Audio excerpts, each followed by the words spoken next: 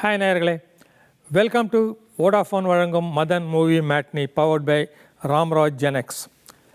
லேட்டஸ்ட்டாக நான் பார்த்த படம் நிறைய பேர் சிட்டிலையும் தமிழ்நாடெங்கும் நிறைய இளைஞர்கள் பெரிய க்யூவில் நின்று தலைக்கு மேலெலாம் நடந்து டிக்கெட் வாங்கி பார்க்குற ஒரு படம், எப்போவுமே அஜித்தினுடைய ஒரு படம்.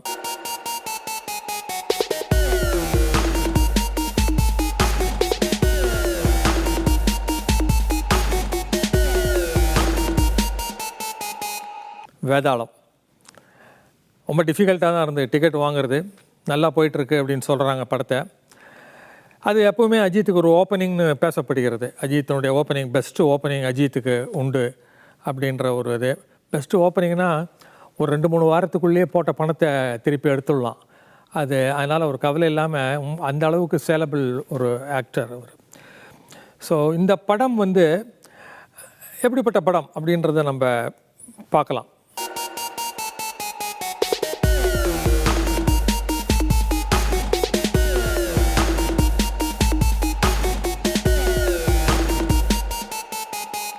வேதாளம் படத்தில் அஜித்துக்கு ஜோடி வந்து ஸ்ருதி ஹாசன். இதை தவிர அஜித்தினுடைய தங்கையாக வந்து லக்ஷ்மி மேனன் வராங்க. மற்றபடி சூரி காமெடி ட்ராக்கு, தம்பி ராமையா அவங்கெல்லாம் இருக்காங்க. So it's well cost. யூஸ்வலாக அஜித் படங்களில் வந்து ரொம்ப எக்ஸ்பெரிமெண்டேஷன் அப்படின்றது ரொம்ப இருக்காது. ஒரு ஒரு ஏன்னா அவர் ஜனரஞ்சகமான ஒரு ஸ்டார் அவர். ஸோ ஒரு கதை வந்து யூஸ்வலி ஒரு மசாலா ஸ்டோரி தான் இருக்க முடியும். அதாவது கமர்ஷியலாக வயபிளாக அவருடைய ரசிகர்கள், எல்லா தரப்பு ரசிகர்களும் ரசிக்கக்கூடிய அளவுக்கு ஒரு கதை ஒன்று பண்ணி வைப்பாங்க. அண்டு எப்படி 1 or 2 இது சரியாக கிளிக் ஆகாமல் இருந்ததும் உண்டு அவருடைய இதில். எனக்கு எப்போவுமே ஒரு ஆச்சரியம் உண்டு, அவருடைய ஸ்டாண்டிங்க்கும் அவருடைய பாப்புலாரிட்டிக்கும் இன்னும் நல்ல எக்ஸ்பெரிமெண்ட் பண்ணலாமே அப்படின்னு எனக்கு தோணும். இந்த கதை வந்து வேதாளம் வந்து சின்ன சின்ன மாறுதல்கள் இருந்தாலும் வந்து அவருடைய நீங்கள் படங்கள் ஸ்டில் ஃபோட்டோகிராஃப்ஸு இந்த விளம்பரங்களில் பார்த்தாலே உங்களுக்கு என்ன புதுசாக ஏதோ இருக்கோ அப்படின்ற ஒரு ஆர்வம் வந்திருக்காது. பட் அதே சமயம் இந்த கதைன்றது அப்போனா ரொம்ப வீக்காக இருக்கா அப்படின்றத நீங்கள் கேட்க வேண்டிய அவசியம் இல்லை. காரணம் வந்து நிறைய நல்ல கமர்ஷியல் இதுக்கு என்னென்ன தேவையோ அத்தனையும் இருக்குது. ப்ளஸ் அஜித் இந்த படத்தில் அஜித் வந்து carries a whole movie on his shoulders. வேதாளம் படம் எப்படி ஆரம்பிக்கிறது என்றால் வந்து அஜித், லக்ஷ்மி மேனன் 2 பேரும் கல்கத்தா வருகிறார்கள். கல்கத்தாவில் வந்து ஒரு ஃபைன் ஆர்ட்ஸ் காலேஜில் வந்து தங்கையை சேர்க்கறதுக்காக வரார். ஒய் கல்கட்டா அப்படின்றது தெரியல, பட் ஒரு காரணம் இருக்குது அதுக்கு. UC Calcutta at the same time fine ஆர்ட்ஸுக்கு ரொம்ப பிரபலமான ஒரு இடம். அதனால் ரொம்ப பொருத்தமாகவே இருக்குது கல்கட்டாவுக்கு வருதுன்றது. கல்கட்டாவில் இருக்கிற college, art school, Shanti Niketan அதெல்லாம் ரொம்ப ஃபேமஸான ஒரு இடங்கள், கலைகளை வளர்க்கக்கூடியது. Bengalis are very good at arts and culture and everything. So அவங்கள அழைச்சிட்டு போய் அங்கே சேர்க்கணும் அப்படின்னு வராரு. ஃபைன் ஆர்ட்ஸ் காலேஜில் வந்து லக்ஷ்மி மேனனுக்கு வந்து அவங்க ரொம்ப ஈஸியாக அட்மிஷன் கிடச்சிடுறது. காரணம் அவங்க ட்ராயிங்ஸ் எல்லாம் நம்ம கூட பார்க்குறோம்ல, ரொம்ப நல்லா ஃபஸ்ட் கிளாஸாக படம் போடுற திறமை இருக்குது. பிரின்சிபாலும் அதான் சொல்கிறாரு. இம்மிடியட்லி ஷீ இஸ் அட்மிட்டட், போய் பணம் கட்டிட்டு வாங்கன்றாரு. யூசி அஜித் ஒரு மாதிரி ஸ்ட்ரகிள் பண்ணி அவங்க தங்கையை வந்து வாழ வைக்கிற ஒரு இமேஜ் தான் முதல்ல வருது. யூசி ஹவ் அப்படின்னு கேட்டிங்கனாக்கா, அவர் வந்து டாக்ஸி ஓட்டுறாரு. அங்கே போய் வந்து சூரி அவர் தான் பாஸ் அவருக்கு. ஸோ காமெடி ட்ராக் அவர் இது பண்ணுறதுக்காக சூரிய பாஸாக போட்டிருக்காங்க. அதனால் இன்னும் ஃபன்னுக்கு நிறைய ப்ராபபிலிட்டி, சான்சஸ் நிறைய இருக்குது. ஸோ இவருக்கு அஜித் வந்து டாக்ஸி டிரைவராக இருந்து சம்பாதித்து தங்கையை படிக்க வைக்கிறார் அப்படின்றது வருது.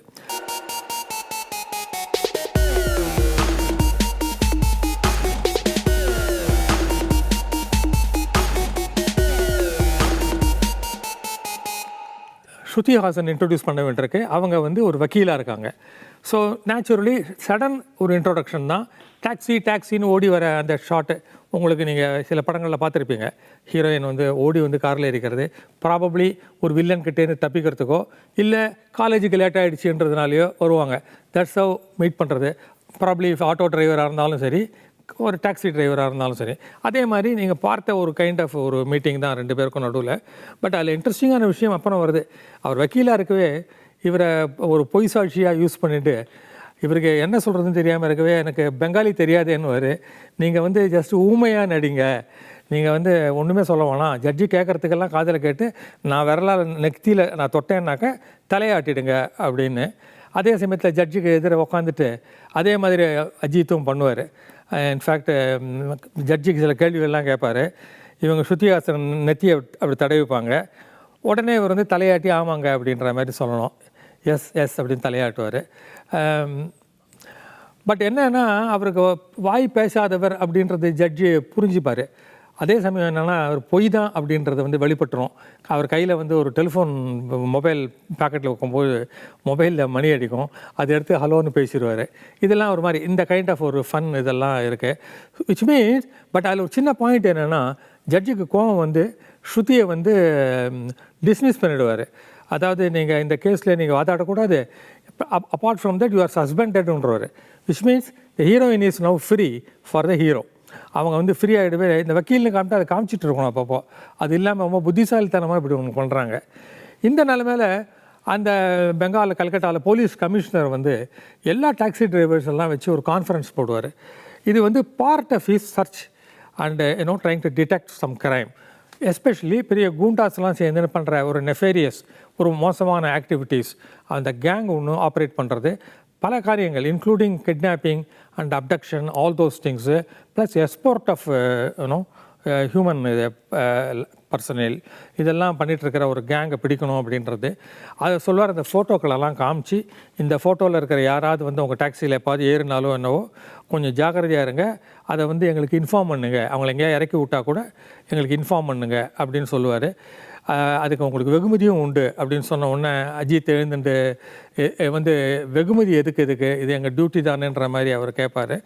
விச் மீன்ஸ் இஸ் வெரி இந்த நேர்மையானவர் அப்படின்றத எஸ்டாப்ளிஷ் பண்ணுறாங்க. இதற்கு பிறகு அஜித் ரொம்ப சீரியஸாக அதை எடுத்துகிட்டு அஜித்துக்கு இந்த மாதிரி நிலைமையே ஏற்பட்டு போலீஸுக்கு இன்ஃபார்ம் பண்ணி ஒரு கேங்கை பிடிக்கிற அளவுக்கு போகும். அதுலேருந்து இந்த போலீஸ் வந்து எங்களுக்கு இன்ஃபார்மர்ஸ் பப்ளிக்லேருந்து ரொம்ப ஹெல்ப் பண்ணுறாங்கன்றத சொல்ல போக அந்த கேங்கில் வந்து யாரா அது இன்ஃபார்மர்ன்றதுனால அதை கண்டுபிடிக்கணும், எவன் மாதிரி நம்மளை பற்றி போட்டு கொடுத்தவன் அப்படின்றதுனால இப்போ அவங்களுடைய பார்வை அஜித் பக்கம் திரும்பும்ன்ற மாதிரி பில்டப் பண்ணுறாங்க. ஸோ இது எதுக்கு சொல்ல வரேன்னா ஒரு கமர்ஷியல் படத்துக்கான எல்லாத்த பில்டப்பும் இன்டெலிஜென்ட்டாக இந்த படத்தில் பண்ணியிருக்காங்க. ஒரு which means it causes an effect. இது பிகினிக்குள்ளேயே இவ்வளோ பண்ணிருக்கிறதுனால அதுக்கப்புறம் மொமெண்டம் பிக்ஸ் அப் இந்த ஃபார் த ஹோல் ஸ்டோரி.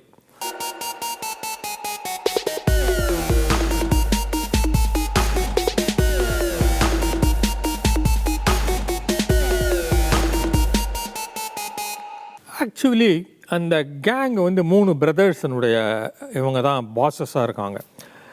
அந்த 3 பிரதர்ஸும் ஒருத்தர் மேலே ஒருத்தர் ஏகப்பட்ட பாசம் வைத்திருக்கிற ஆனால் மிக மோசமான ஒரு கூட்டம் அது. அதில் வந்து கடைசி தம்பி ஒருத்தன் வந்து அஜித் தான் இதை பண்ணுறான்றதை கண்டுபிடிச்சி ஒரு கடலில் நிறுத்தியிருக்கிற ஒரு யாட் ஒரு படகு, பெரிய படகு, உல்லாச படகு, அதில் வந்து அஜித்தை கடத்தி கொண்டு அழைச்சி கொண்டு வந்துடுவாங்க. இது எதுக்காக இந்த சீன் வச்சுருக்காங்க அப்படின்னாக்க இஸ் ஃபியர்லெஸ் அப்படின்னு காட்டணும் முதல்ல அஜித்தை. தென் even if a gang surrounds him and all that what he can do அப்படின்றதுக்கான இது. அந்த எவ்ரி சீனில் இதை நான் ரொம்ப அப்ரிஷியேட் பண்ணுறேன். அதாவது இந்த மசாலா இதுக்காக எப்படி பில்டப் பண்ணுறாங்கன்றத. பட் இதில் வந்து the director has got no patience. இம்மிடியட்டாக ஹி வாண்ட்ஸ் டு ஷோ அஜித்தினுடைய power as a superman. So அங்கே இருக்கிற இடத்துல கொஞ்சம் நிலைமை கொஞ்சம் ரசாபாசமாக ஆன பிறகு Ajith explores into action and கண்ணை மூடி திறக்கிறதுக்குள்ளே எல்லாரையும் பிச்சு உதறி போட்டு தள்ளிடுறாரு. அடின்னு அடிச்சு. அதாவது ஃபைட்டெல்லாம் ரொம்ப நல்லா கோரியோகிராஃபிலாம் இருந்தாலும் கூட ரொம்ப ரிப்பீட் கோரியோகிராஃபி நிறைய இருந்தது. எல்லா ஃபைட்டுமே கொஞ்சம் ஒரே டைப்பில் இருந்ததுன்றது ஒரு குறை. அது இருக்கட்டும், பட் சண்டைன்றது சண்டை தான். அஜித்தினுடைய வீராவேசம் என்ன அப்படின்றத அங்கே காட்டுறாங்க.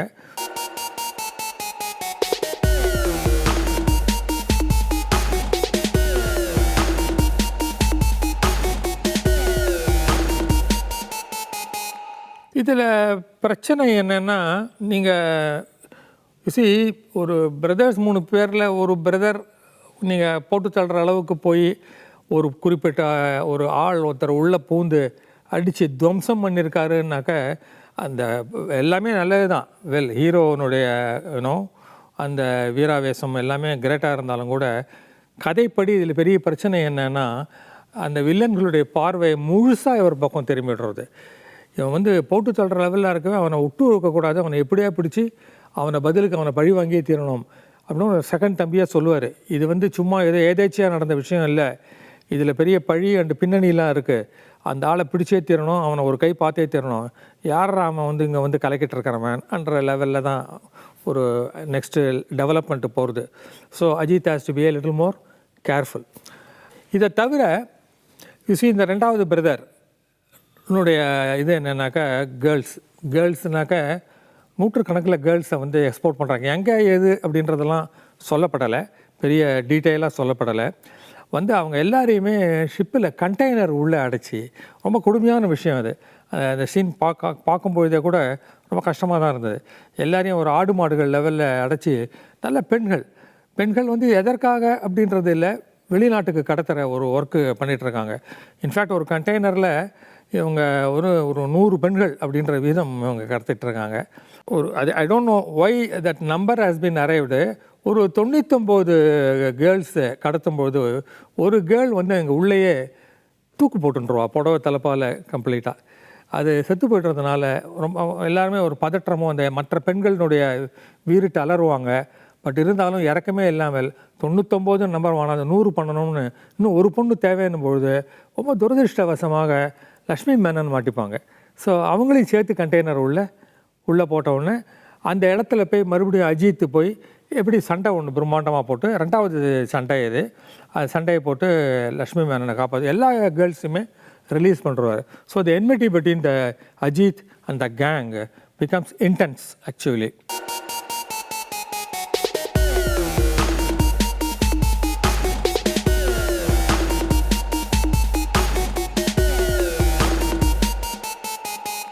இது எல்லாத்துக்கும் நடுவில் லக்ஷ்மி மேனனை ஒரு இளைஞர் காதலிப்பார். அந்த இளைஞர் வந்து ஸ்ருதிஹாசனுடைய பிரதர். பட்டு இந்த அஜித் இந்த பண்ண இந்த கொலை அப்படின்னு வரும்பொழுது ரொம்ப சந்தேகத்துக்கு இடமான வகையில் இவர் வந்து ஆக்டிவிட்டீஸ் இருக்கிறதுனால ஸ்ருதிஹாசன் சொல்லுவாங்க அஜித்தை தனியாக மீட் பண்ணி, நீங்கள் வந்து இது மாதிரி நீங்கள் ஒரு கொலைகாரர், உங்கள் வீட்டில் நாங்கள் சம்மந்தம் பண்ண மாட்டோம், என் அண்ணன் உங்கள் தங்கையை பண்ணிக்க முடியாது அப்படின்னு சொல்லும்பொழுது தான் அஜித் சொல்லுவார், ஃபர்ஸ்ட் ஆஃப் ஆல் நீங்கள் பண்ணுற ஒரே ஒரு தப்பு என்னென்னா அவங்க என் தங்கையே இல்லை அப்படின்னுவார். அது என்ன அப்படின்றது, எப்படி அவங்க 2 பேரும் மீட் பண்ணுறதுன்றது பிற்பாடு சொல்லப்படுகிறது. நான் அதை முழுசும் சொல்ல விரும்பலை. நீங்கள் படம் பார்க்கும்பொழுது இந்த ட்விஸ்ட் அண்ட் டர்ன்ஸ் எல்லாம் என்ஜாய் பண்ணலாம். அதே சமயம் ஸ்ருதிஹாசன் அவரை பார்த்து, அப்போ நீங்கள் யார், எதனால் இப்படி பண்ணுறீங்கன்னு கேட்கும்பொழுது இவர் சொல்லுவார் தன்னுடைய லைஃப் ஏன் இது மாதிரி பண்ண வேண்டியிருக்குன்றதுக்கு, நான் வந்து டாக்ஸி டிரைவராக இருந்தாலும் கூட எனக்கு ஒரு பின்னணி உண்டு, எனக்கு ஒரு கடந்த காலம் ஒன்று உண்டு. நான் வந்து சென்னையில் வந்து ஒரு வாஷலிசே அப்புறம் வந்து ஒரு பெரிய டான்னு சொல்ல முடியாது, ரொம்ப ரவுடின்னு கொச்சைப்படுத்த முடியாது. இவஸ் எ கூண்டா, அதாவது பணம்லாம் வாங்கிட்டு காரியம்லாம் முடிக்கிறது, அடித்தடி எல்லாத்துக்கும் கவலைப்படாமல் ரொம்ப தனாவட்டான ஒரு கூண்டா அப்படின்ற மாதிரி லிவ் பண்ணிகிட்டு இருந்தேன்றதை ரிவீல் பண்ணுவார். ஸோ இட் கோஸ் டு அவருடைய அந்த பின்னணியினுடைய கதை, அவர் எப்படி இருக்காருன்ற அந்த கதைக்கு போயிடுறது.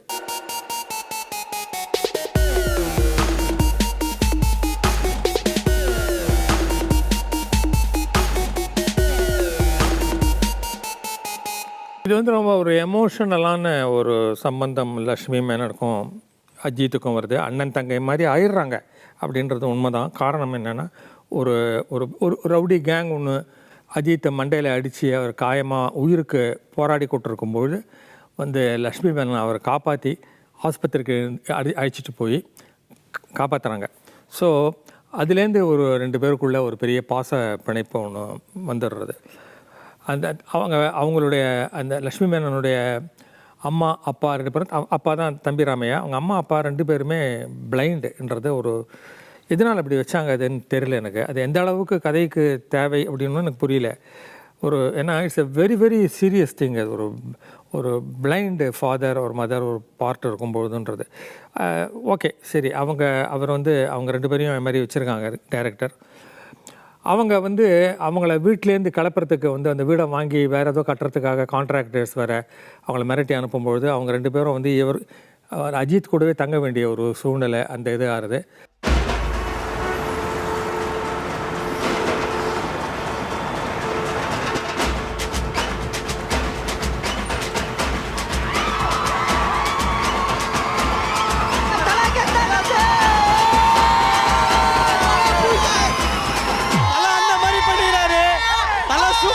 வந்துட்டாப்பல சம மாசம் ஆகுது படம் ஃபுல்லா தெரிக்க விடுவோம் தலை ஃபைட்லாம் சரியான கெத்துனா தலை ஆக்ஷன் செம்ம கெத்துனா சூப்பர்ண்ணா தலை சோனா தலை கட்டா பவரே செம்ம சூப்பரா தெரிக்க விட்டாரு செம்ம மாசு. நான் ஜென்ரலாகவே ரொம்ப பெரிய தலை ஃபேன். எல்லாருமே நல்லா இருக்குன்னு சொல்கிறாங்க. வெயிட் பண்ணுறேன் எப்படி இருக்குன்னு பார்க்கணுன்னு. படம் சூப்பராக இருக்குது, ஃபேமிலி சப்ஜெக்ட் நல்லா சூப்பராக இருக்குது. தலை கலக்கச்சு தலை கலை. இதுக்கு நடுவில் அந்த கேங் வந்து ரொம்ப முனைப்பாக இவரை தேட 2-3 சண்டைகள் லெவலில் வருது. எல்லாத்துலேயுமே அஜித் தான் நேச்சுரலி ஜெயிக்கிறாரு. அவங்களால சமாளிக்க முடியல. பட் அட் சேம் டைம் பெரிய ஃபர்மிடபுளான கேங்காக இருக்கிறதுனால அவங்க வந்து அவர் லக்ஷ்மி மேனனுடைய பேரண்ட்ஸ், அவங்க தம்பி ராமையா அவங்க அம்மாவையும் கொலை பண்ணிடுறாங்க. எப்படியோ இவங்க லக்ஷ்மி மேனன் ஒரு உயிருக்கு காயம்பட்டு மயக்கமாக கிடக்கும்பொழுது அஜித் வந்து அவரை தூக்கிட்டு போய் ஆஸ்பத்திரியில் வச்சு காப்பாற்றுறாரு. அதில் கொஞ்சம் மெமரி லாஸ்லாம் வந்துடுறது, அது மாதிரி ஒன்று காட்டுறாங்க. அவன் ஸோ இப்போ ஒன்லி தங்கன்ற மாதிரி ஆகிடுறது. ஸோ இந்த பாசப்பிணைப்பு இன்னும் அதிகமாகி ஒரு தங்கை அண்ணன்ற ஒரு இது வந்துடுறது, ஒரு பாசமலர் ஒரு இருக்குது அதில் பேக்ரவுண்டில். அது மாதிரி இதுக்கப்புறம் இவங்களை ட்ராக் பண்ணி இவங்க எங்கே இருக்காங்கன்றதை கண்டுபிடிச்சி இந்த கேங் வந்து ஆல்மோஸ்ட் கண்டுபிடிச்சிடும். இவங்க பில்டிங்லேயே இருக்காங்க, நம்ம பில்டிங்லேயே தான் இருக்காங்க கீழேன்ற மாதிரி கண்டுபிடிப்பாங்க. அதுக்கு பிறகு கடைசியில் நேச்சுரலி பிக் ஃபைட்டு எல்லாத்துக்கும் கிளைமேக்ஸுக்கெல்லாம் அப்புறம் எப்படி அஜித் ஜெயிக்கிறாரு அப்படின்றது தான் இந்த வேதாளம் படத்தினுடைய கதை. இதில் வேதாளம் அப்படின்றது வந்து அவருடைய கடந்த கால வாழ்க்கை. எப்படின்னாக்க நீங்கள் போட்டு ரொம்ப குழப்பிக்க வேண்டிய அவசியம் இல்லை. ஸோ கடைசியில் எல்லாமே நல்லபடியாக முடியுது. And Shruti Haasan naturally gets married to Ajith after all சந்தேகங்கள் and fight and everything. And Lakshmi மேனனும் அந்த பையனும் கல்யாணம் பண்ணிக்கிறாங்க. சுபமாக முடிகிறது தான். இதில் பெரிய சஸ்பென்ஸ் எதுவுமே கிடையாது. வழக்கமான ஒரு கமர்ஷியல் படங்கள் எப்படி முடியுமோ அப்படி தான் முடியுறது. அது வரைக்கும் நல்ல விறுவிறுப்பாக போகிற ஒரு கதை தான். அஜித்துக்கு ஒரு சாலிடான ஒரு ரோலு, அவருடைய ஸ்டைல் அந்த இதெல்லாம் காட்டும்பொழுதெல்லாம் தியேட்டரில் ஒரே கரகோஷம் அள்ளி கொண்டு போகிறது அப்படின்னு சொல்லணும்.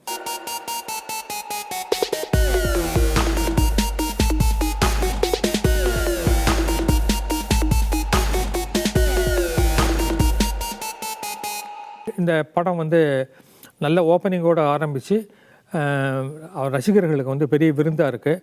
அவங்க தேர் என்ஜாயிங். இன்ஃபேக்ட் நான் மெட் ஒன் ரசிகர், அவர்கிட்ட ஏதோ டவுட் ஒன்று கேட்டேன் அந்த படத்தை பற்றி, ஏதோ ஒன்று நான் மிஸ் பண்ணது ஏதோ ஒன்று. அவர் வந்து கிளியராக சொன்னார், எனக்கு அவ்வளோ கிளியராக பதியறதுன்னு இதை 2ஆம் வாட்டி பார்க்குறேன் சார் அப்படின்னாரு. ஸோ அவருடைய ரசிகர்கள் வந்து தேர் வெரி ஹாப்பி.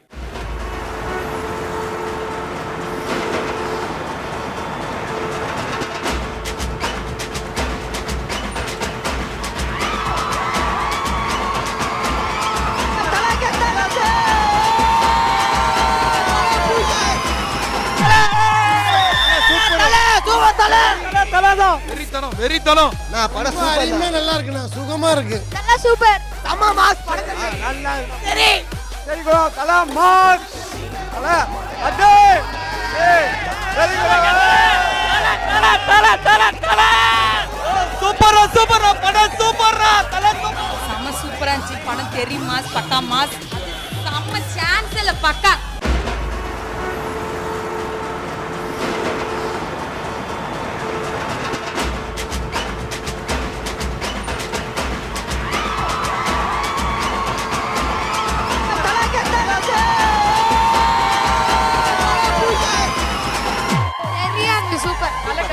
சூப்பர் சூப்பர் படம் செம்மையா இருக்கு. படம் சூப்பர் ஹிட். கலன்னு கலக்கிட்டாப்ல. 4வது அடி பாதிரோ தல ரைட் தல மாஸ். தல தான் சூப்பரா இருக்கு படம். தல என்று சொல்லடா, தலை நிமிர்ந்து நில்லடா. தெறிக்க விட்டுடும். படத்தில் பர்ஃபார்மன்ஸஸ்னு பார்க்கும்பொழுது முதல்ல நம்ம அஜித்தை பற்றி என்ன சொல்கிறதுக்கு என்ன இருக்குது. You see probably very very handsome hero and ஜொலிக்கிறாரு தரையில், அதை பற்றி சந்தேகமே கிடையாது. அண்ட் ஸ்டைல் என்ன எனக்கு ஒரே ஒரு குறைனா அவருக்கு இருக்கிற இந்த அளவு ஒரு பரபரப்பான ஒரு அந்த ஆர்வத்தோடு கூடிய அந்த ஒரு ஆல்மோஸ்ட் ஒரு எங்கள் தலை அப்படின்னு சொல்லிக்கிறாங்க இல்லையா, அந்த நிலைமைக்கு வந்ததுக்கு அப்புறம் அவரை ஏன் வந்து இன்னும் கொஞ்சம் சில எக்ஸ்பெரிமெண்டேஷன்லாம் பண்ணலை அப்படின்றத நான் உரிமையோடு கேட்டுக்கொள்கிறேன். பிகாஸ் இதுலேயே வந்து உங்களுக்கு அவருடைய ரோலை பொறுத்த வரைக்கும் அவர் இது வரைக்கும் பண்ணாத ரோல் ஒன்றும் இல்லை. இது வரைக்கும் பண்ணாத ஏதாவது சுச்சுவேஷன் ஏதாவது இருக்கா அப்படின்னு பார்த்தா கூட அதை வந்து இல்லை அப்படின்னு தான் சொல்லணும். ஆனால் அதே டைப்பாக இருந்தாலும் அதை பார்க்கும்பொழுது இந்த படத்துக்கு ஒட்டிய ஒரு ஒரு ஆக்ஷன் ஃபுல்லும் இருக்குது. ஒவ்வொரு முக்கியமான சீன்கள்லாம் அவர் என்ன பண்ணுறாரு, அவருடைய வாக்கிங், அவருடைய ஸ்டைலு, அவர் ஸ்மைல் பண்ணிகிட்டே இருந்து அப்புறம் அது அவர் கோபமாக மாறுறது, இல்லை ரொம்ப முறைச்சி பார்த்துட்டு இருக்கும்போது அப்படியே ஸ்மைலாக மாறுறது, இது மாதிரிலாம் சில இதெல்லாம் டெக்னிக்லாம் பண்ணியிருக்காரு இந்த படத்தில். ஸோ அது ஒவ்வொரு இடத்துலையும் சொல்லி வச்ச மாதிரி அவருடைய ரசிகர்கள் கை தட்டுறாங்க. ஸ்ருதிஹாசன் முதல்லலாம் அந்த வக்கீலாக வரும்போது ரொம்ப ஜாலியாக அந்த குறும்போடு இருந்தது. பட் போக போக அவருக்கு வாய்ப்புகள் ரொம்ப குறைச்சலாக இருந்தது. இதில் வந்து பெரிய லெவலில் அவர் யூஸ் பண்ணலை அப்படின்னு தான் சொல்லணும். இன்ஃபேக்ட் ஃபஸ்ட்டு சீனில் வக்கீலாக வந்தவுடனே எனக்கு ரொம்ப ஒரு ஹோப் இருந்தது. ஓகே, இந்த வக்கீல் இதை வச்சுன்னு என்னெல்லாம் காமெடி பண்ண போகிறாங்க, இந்த லவ் எப்படிலாம் டெவலப் பண்ண போகிறாங்கன்னா அது மாதிரி எதுவுமே இல்லை. அந்த ஒரு சீன் வரதோடு சரி தான். அதுக்கப்புறம் ஒரு சாதாரண இது மாதிரி ஆக்கிட்டாங்க அதை. லக்ஷ்மி மேனன் எப்போவுமே அந்த ஒரு தனக்குன்னு ஒரு நடிப்பு ஒன்று கொடுப்பாங்க. கன்வின்சிங்காக நல்ல நடிகைகளில் அவங்களும் ஒருத்தர். அதுதானே தவிர அடுத்த கட்டமாக போய் எதாவது பண்ணாங்கன்னா ஒன்றும் பெருசாக பண்ண மாதிரி எனக்கு தெரியல. ஸோ பர்ஃபார்மன்ஸ் வைஸ் எல்லாருமே வந்து அவங்கவுங்க ரோலை கரெக்டாக பண்ணியிருக்காங்க அப்படின்னு தான் சொல்லணுமே தவிர ஒரு எக்ஸ்ட்ராடினரியாக ஏதாவது ஒன்று காட்சிகளை சொல்லணும் அப்படின்னு கேட்டிங்கன்னா இருக்கான்னு கேட்டிங்கன்னாக்கா எனக்கு சொல்ல தெரியல ஆக்சுவலி.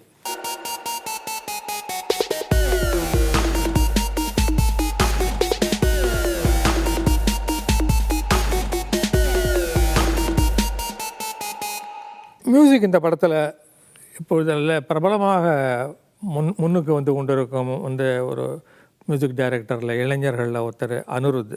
பிரபலம் ஆகிட்டார் அவர். இனிமேல் பிரபலம் ஆகிக்கொண்டு என்ன அவர் தான் மியூசிக். என்ன குறிப்பான விஷயம்னாக்க அஜித் படத்துக்கு ஃபஸ்ட் டைம் அனிருத் மியூசிக் போட்டிருக்காரு. நம்பர் 1. மியூசிக்கை பற்றி நான் சில விஷயங்கள் சொல்லணும். உதாரணமாக ஒரு குத்துப்பாட்டை இந்த ஆலுமா டோலுமா சாங் ரொம்ப நல்லா இருந்தது. அதில் கொரியோகிராஃபி டான்ஸும் ரொம்ப நல்லா அழகாக வந்தது. மற்றபடி சாங்ஸ் இருக்கிற இதிலும் ஒன்றும் பெரிய குறை ஒன்றும் வைக்கலை. பட்டு அவரும் இதில் எக்ஸ்பெரிமெண்டேஷன் ஒன்றும் பண்ணலை. அனிருத் எக்ஸ்பெரிமெண்ட்ஸ் இல்லையா, இதில் மற்றபடி ஒன்றும் எக்ஸ்பெரிமெண்டேஷன் ஒன்றும் பண்ண முடியல. இன்ஃபேக்ட் ஃபஸ்ட்டு சாங்லாம் ரொம்ப கன்வென்ஷனல் சாங் தான். முதல் பாட்டு இந்த கணேச ஊர்வலத்தில் நடக்கும் விநாயகர் சதுர்த்தி அன்னைக்கு அது. அண்டு ரீரெக்கார்டிங் இந்த படத்தில் பேக்ரவுண்ட் ஸ்கோர் பார்த்திங்கனாக்கா ஒரு மசாலா படத்துக்கு என்ன தேவையோ அதை போட்டிருக்காரு.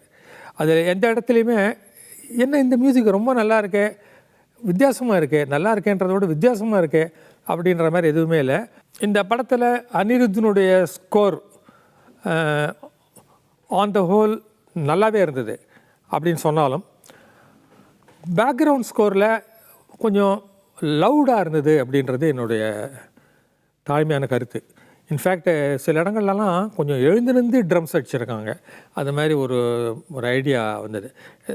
ஐ டோன்ட் நோ வை ஒரு மசாலா படம்ன்றதுனால மசாலா படங்களில் எனக்கு மியூசிக் டைரக்டர்ஸ் என்ன நினைக்கிறாங்க, நீங்கள் மசாலா படம் எனக்கு குறை இல்லாமல் அதுக்கு நான் பண்ணிடுறேன், அப்புறம் நாளைக்கு எதுவும் தப்பாக சொல்லக்கூடாதுன்றது லெவலில் மியூசிக் தாங்க கொஞ்சம் சரியாக இல்லை அப்படின்னு சொல்லிடுவாங்களோன்ற அந்த என்ன பிரச்சனை என்னன்னு தெரியல, போட்டு தள்ளிடுறானுங்க மியூசிக்கை. அது வந்து இந்த படத்துலேயும் கொஞ்சம் இருக்குது.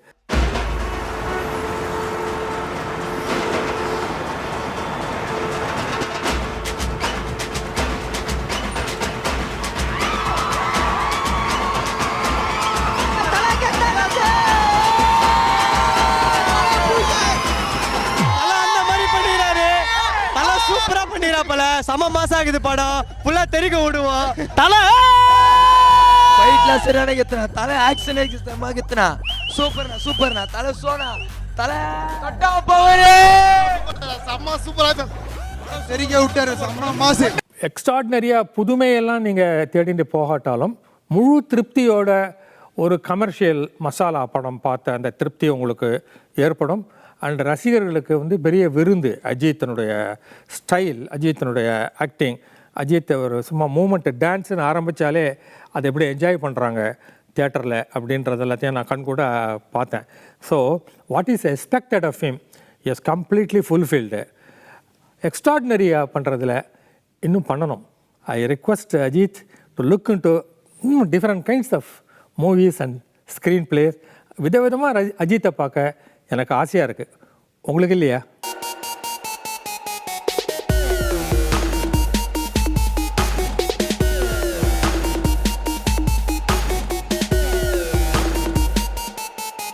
இந்த ஹாலிவுட் படங்கள் பற்றி நான் வழக்கமாக ஒரு படத்தை எடுத்துக்கொண்டு உங்களுக்கு என்ன சொல்கிறது, I will just recommend a movie to you. ஒரு பர்டிகுலர் படம் வந்து ஆக்சுவலி முன்னே பண்ணியிருக்கணும், அது கொஞ்சம் காலமாகவே மைண்டில் பண்ணணும் அப்படின்னு இருந்தேன். சம்பவ் I missed it actually. It is one of the movies which I saw as a very young person. சின்ன பையனாக இருக்கும்போது பார்த்தது. அதுக்கப்புறம் வந்து வயசானதுக்கப்புறம் இன்னொரு வாட்டி நான் டிவிடியில் இந்த படம் பார்த்தேன். படம் it's considered to be one of the extraordinary movies. In fact ஹாலிவுட்டில் வந்து மிகச்சிறந்த இதுன்னு பண்ணது வந்து பிரிட்டிஷ் டைரக்டர் தான், டேவிட் லீன் அப்படின்றவர். என்னுடைய ஒரு one of the favourite directors அவர். David Lean is no more, but அவருடைய படங்கள் வந்து இன்றைக்குமே எப்போ போட்டு பார்த்தாலுமே பிரமிப்பாக இருக்கும். இன்றைக்கி நம்ம எடுத்துக்க போகிறது டேவிட் லீன் உருவாக்கிய ஒரு படம், the bridge on the river Kwai அப்படின்னு. அதோட பின்னணி என்ன சொல்கிறேன், டேவிட் லீன் வந்து பெரிய பட்ஜெட் படங்கள் தான் எடுக்கிறவர்.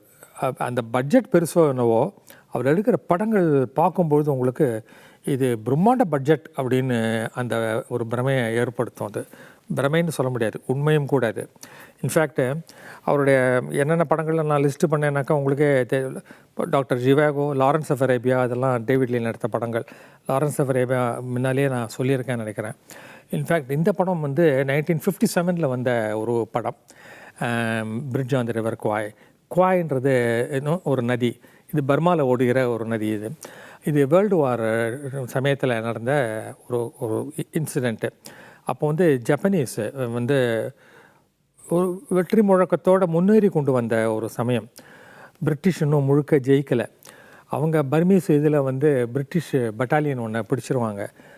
அதில் அவங்கக்கிட்ட மாட்டிப்பாங்க பிரிசனர்ஸ் ஆஃப் வாரா. இந்த பிரிட்டிஷ் அவமானப்படுத்துறதுக்கு இந்த குவாய் நதிக்கு எதிர ஒரு பிரிட்ஜு கட்ட சொல்லி ஆர்டர் போடுவாங்க ஜப்பனீஸு. இதெல்லாம் பிரச்சனை. இது மாதிரி அவங்களுக்கு ஆர்டர் போட்டு அவங்களுக்கு உதவுற மாதிரி ஆகிடுமேன்னு கூட ஒரு கேள்வி அந்த படத்தில் வரும். அந்த கர்னல், அந்த அந்த பட்டாலியனுடைய சீஃப் அலெக் கின்னஸ்னு one of the greatest actors, British actors. அவர் பண்ணாத ரோல் கிடையாது. அவர் எந்த ரோல் பண்ணாலும் அதில் அப்படியே ஐக்கியமாகிடுற ஒரு பெரிய எக்ஸ்ட்ராடினரி திறமை ஒன்று உண்டு. அவர் தான் அதில் கமாண்டண்ட்டாக வராரு அந்த படத்தில். அவர் கீழே இருக்கிற பிரிசனர்ஸ் ஆஃப் வார் அவங்க மாட்டிக்கிறாங்களே, அவங்கள அங்கே ஜெயிலில் போட்டிருப்பாங்க. ஜெயில்னாக்க ஓப்பன் இதில் மூங்கிலில் வந்து வேலியெல்லாம் போட்டு உள்ளே கட்டி போட்டிருப்பாங்க. அவங்கள எல்லாரையும் வச்சுட்டு இந்த பிரிட்ஜை கட்டணும். இந்த பிரிட்ஜை நீங்கள் கட்டினீங்கன்னாக்கா ஜப்பான் நம்ம எதிரி. ஜப்பான் வந்து இப்போ ஹிட்லரோட ஜாயின் பண்ணியிருந்தது. ஜப்பான், இட்டாலி அண்டு ஜெர்மனி அது ஒரு சைடில் இருந்தது. இது வந்து இங்கிலாந்து, யூஎஸ்ஏ அது ரெண்டும் வந்து இந்த சைடு. ஸோ நீங்கள் வந்து அவங்களுக்கு போய் பிரிட்ஜு கட்டி தரீங்கன்னா இல்லையான்னு சொன்னார். பிரிசனர்ஸ் ஆஃப் வார்க்கு என்ன ஒர்க்கு கொடுத்தாலும் பண்ணணும் அப்படின்ற ஒரு சட்டம் இருக்குது. அதனால் நாங்கள் பண்ணி தான் வரோம். அதுக்கப்புறம் எப்படி பயன்படுத்துகிறாங்கன்னு முடித்ததுக்கப்புறம், வார் முடிஞ்சதுக்கப்புறம் கூட மக்களுக்கு இந்த பிரிட்ஜு பயன்படும். அந்த அளவுக்கு சாத்தியமாக பேசுகிற அதே சமயம் ரொம்ப கண்டிப்பான ஒரு கமாண்டர் இவர். In fact Alec Guinness. இதுதான் கதை. இது வந்து இந்த பிரிட்ஜை வந்து ரொம்ப பிரமாதமாக கட்டுவாங்க. கட்டைகள் எல்லாம் வச்சு இரும்பு தளவாடங்கள்லாம் போட்டு ரொம்ப பிரமாதமாக கட்டுவாங்க பிரிட்ஜை. அந்த ஜப்பானில் அவருடைய கமாண்டன்ட் ஒருத்தர் இருப்பார். அந்த ஜப்பான் கமாண்டரும் இந்த பிரிட்டிஷ் கமாண்டருக்குமா நடக்கிற ஈகோ கிளாஷ் இந்த படத்தை முழுக்க வரும். இதில் இந்த படத்தில் வந்து வார் சீன்ஸ்னு ஒன்றுமே கிடையாது. இந்த படத்தில் வந்து எதிரிகள் அண்ட் ப்ளஸ் இவர்கள் நம்மவர்கள் அப்படின்னு வச்சுக்கலாமே, அவங்க ரெண்டு பேருக்கும் நடுவில் இருக்கிற கிளாஷும் அவங்க எப்படி ஒருத்தர் ஸ்கோர் பண்ணுறாங்க ஒருத்தருக்கு அகெயின்ஸ்டாக அப்படின்றது தான் பிரிட்ஜ் ஆன் தி ரிவர் குவாயில் வர இது. உதாரணமாக வந்து இந்த பிரிட்ஜு வந்து ரொம்ப நல்லா பண்ணிகிட்ருப்பாங்க. இந்த ஜப்பான் தான் ஆர்டர் பண்ணாலும் கூட இந்த ஜப்பானிய அதிகாரி வந்து பொறாமப்படுவார்.